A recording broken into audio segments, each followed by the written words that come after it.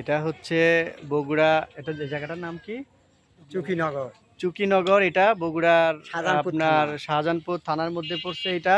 হ্যাঁ। তো এখানে এটা একটা আঙ্কেলের বাড়ি, খুবই সুন্দর। ওনার ছেলে সেনাবাহিনীতে চাকরি করে, বরিশালে পোস্টিং হয়েছে।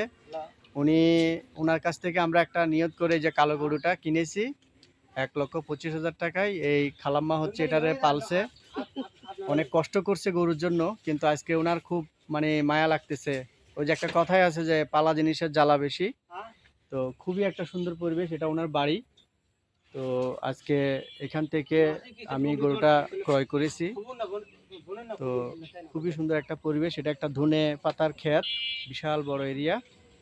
আর মাশাল্লাহ, এটা হচ্ছে যে এই পুরা জমিটা হচ্ছে যে ওনার নিজেরই, এখানে উনি এই বাড়িটা করেছেন।